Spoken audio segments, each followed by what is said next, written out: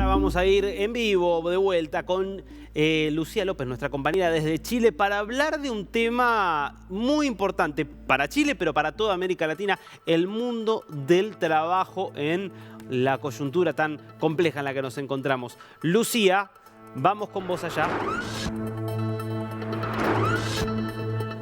Muchas gracias, Darío. Efectivamente me encuentro aquí en la Organización Internacional del Trabajo, en la OIT, porque a raíz de la reducción de la jornada laboral en nuestro país, quisimos preguntarnos cómo está la regulación y la conversación en torno a la regulación del tiempo del trabajo, los avances y cambios que se han producido a propósito, por ejemplo, de la implementación de los teletrabajos, cómo se podemos hablar de eso en comparación con nuestra América Latina, pero también, además, en comparación con aquellos países a los que pretendemos parecernos, sobre todo cuando en medio de estas conversaciones que se dan en torno a la regulación o a la disminución o avanzar en, por ejemplo, condiciones de teletrabajo, por otra parte tenemos en Latinoamérica el desafío de crecer, ¿no es cierto? Y esa es una preocupación que se pone sobre la mesa cuando se habla de condiciones laborales en general o de cómo avanzar en cierto bienestar para las condiciones de los trabajadores y trabajadoras, formalizar, por ejemplo, incorporar a más mujeres también en la fuerza del trabajo y que esto no, por otro lado, impacte negativamente en precisamente las empresas. Me encuentro aquí con el director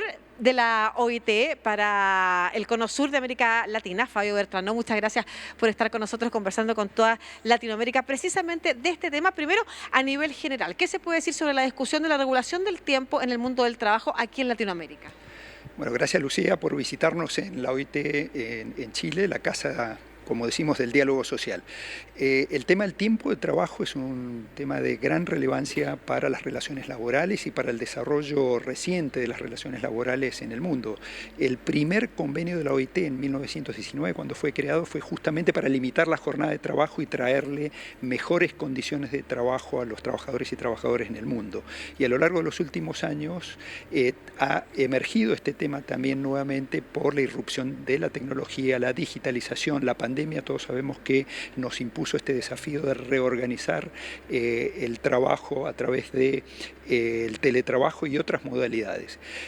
Ciertamente América Latina este es un tema de mucha relevancia. Tenemos todavía brechas importantes si comparamos con países desarrollados. En promedio la región, si consideramos como referente a los países de la OCDE, que son los países más desarrollados, que tienen un promedio de horas anuales trabajadas de aproximadamente 1.700 horas. Los países que pertenecen a la OCDE están en alrededor de 1.900, los países latinoamericanos, como Chile, como Colombia, como Costa Rica.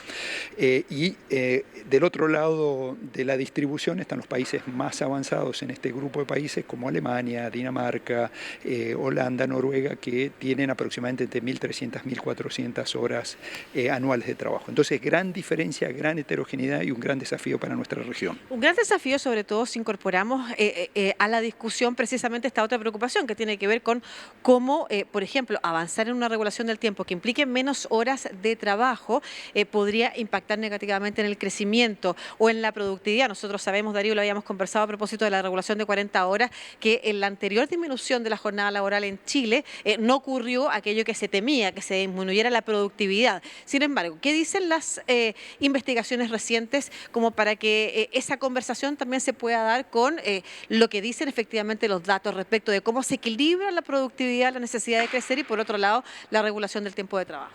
Bueno, creo que usaste una palabra muy necesaria, que es el equilibrio, ¿no? El equilibrio en las relaciones laborales, el equilibrio entre los intereses de trabajadores y empleadores y también el equilibrio en lo que refiere a la sostenibilidad de las actividades productivas y de las empresas. Recordemos que también esta motivación para reducir la jornada de trabajo tiene que ver con que numerosos estudios han mostrado que el exceso de horas de trabajo o jornadas extensas están asociadas con mayor accidentabilidad, con mayor cantidad de enfermedades profesionales y eso también daña la productividad y el desempeño de las empresas. Entonces, creo que hay una motivación común para encontrar un equilibrio en establecer una jornada que sea adecuada para que los trabajadores puedan compatibilizar su vida personal, su vida familiar, el descanso, con los intereses de la empresa para darle más sostenibilidad.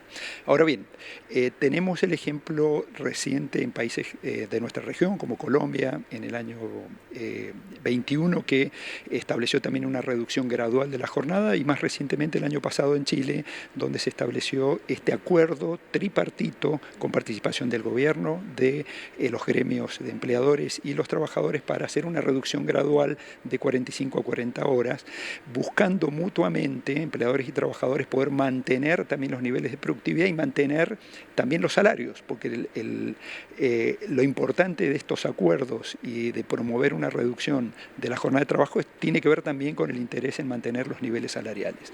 Esto es un gran desafío porque requiere una adecuación también a la realidad muy heterogénea que tienen las economías. Tenemos grandes empresas que normalmente es más fácil poder reorganizar el trabajo hacia dentro de la empresa y después tenemos pequeñas y medianas empresas donde hay mayores desafíos. Y para eso la herramienta principal es el diálogo social, la posibilidad de que no solamente a nivel de cúpulas, a nivel nacional hayan estos acuerdos que establezcan estos nuevos parámetros, sino que también llevar ese diálogo a nivel de las empresas para que los trabajadores a través de sus sindicatos y las empresas puedan ir adecuando la forma en que se organiza el trabajo a través de distintas modalidades. Bueno, esto sucede, y esta conversación sucede en el marco de la revolución digital, ¿no es cierto?, que ha incorporado nuevos desafíos a la conversación en la empresa. En paralelo, la informalidad en Latinoamérica también es otro tema, la incorporación de más mujeres al mercado laboral, pero todos esos temas te los dejo a ti, Darío. Te está escuchando Fabio Bertrano. ¿Qué tal, Fabio? ¿Cómo le va? Muchas gracias por este tiempo a través de la pantalla de DNews. Si usted tuviera que decir, Fabio, ¿en qué plano estamos más rezagados en Latinoamérica respecto del paradigma de los países más avanzados de la OCDE, por ejemplo? Y me estoy refiriendo aquí en condiciones de trabajo. ¿Es la carga horaria? ¿Es las formas de contratación? ¿Es la formalidad? ¿Usted dónde pondría la lupa? Darío, un gusto saludarte. Efectivamente tenemos varias dimensiones en las cuales tenemos brechas y caminos por recorrer. Uno de ellos tiene que ver con este tema de la regulación del tiempo de trabajo, no solamente porque se requiere bajar en promedio las horas trabajadas para compatibilizar la vida familiar, el descanso, sino porque también tenemos una gran cantidad de trabajadores que laboran en exceso, horas en exceso, más de 49 horas semanales. Hay países donde esto llega al 20-30% de la fuerza de trabajo ocupada. Y esto se debe justamente al otro fenómeno que mencionaste, que es la alta incidencia de la informalidad. Tenemos en promedio en la región, 1 de cada 2 trabajadores se desempeña en la informalidad, con grandes variaciones entre países y hacia adentro de los sectores económicos. Por supuesto tenemos en el Cono Sur países como Chile, como Uruguay, donde la incidencia es más baja, llega aproximadamente entre el 25 y el 30%, pero tenemos también en la región países en que la informalidad llega al 60-70%. Entonces la regulación no llega a estos sectores, ahí tenemos un gran desafío económico de formalizar la economía, formalizar las relaciones laborales para que la legislación laboral pueda llegar a ese nivel. Otro desafío importante tiene que ver con la mujer en el mundo del trabajo. Somos una región que todavía tiene una participación laboral de las mujeres muy baja y que comparado con los países más desarrollados tenemos no solamente la necesidad, la necesidad ética, moral de poder darles más oportunidades a las mujeres, sino también una gran oportunidad económica. El ingreso más pleno de la mujer con oportunidades de trabajo decente en el mundo del trabajo va a permitir que nuestras economías también puedan crecer más. O sea que hay también un beneficio económico en reformar las instituciones, mejorar la legislación, buscar buenas prácticas empresariales que permitan también conciliar el trabajo con la vida familiar para que más mujeres puedan entrar con igual oportunidades al mundo del trabajo. Claro, efectivamente hay datos entregados por el World Economic Forum, por ejemplo, entre otras instituciones que hablan de cuánto aumentaría el PIB, ¿no es cierto?, en cada país si efectivamente aumentara en un porcentaje alto el ingreso de las mujeres al mercado laboral con toda la formalidad que implica, también en el contexto de las transiciones, esas nuevas formas de trabajo que permitan mayor conciliación laboral, profesional y familiar. Por favor, adelante, Darío. Me quedé pensando en el tema de la brecha y el tema de la informalidad, porque claro, lo que estamos viendo en muchos países es que en nuestra región está habiendo una brecha interna cada vez más grande, porque estamos pensando regulaciones nuevas, por ejemplo, esto que hablamos de la jornada laboral, las condiciones de trabajo pensando en la mejora en la calidad de vida de los trabajadores. Ahora, todo eso es para los formales. Y después tenemos un mundo, que en muchos casos es cada vez más grande, de trabajadores que están por fuera de cualquier regulación y de cualquier protección. Y digo, ¿hasta qué punto esa brecha se está ensanchando? ¿Y cómo se hace para achicar esa brecha? Porque las regulaciones, de vuelta, apuntan solo a los que están registrados. Sí, efectivamente siempre hay un riesgo en focalizar o dirigir la mayor cantidad de regulación y las políticas al segmento de las grandes empresas, al segmento formal de la economía. Por eso también las estrategias económicas y sociales tienen que apuntar a esa formalización de la economía, no solamente a través de las regulaciones laborales, sino también a través de otras medidas.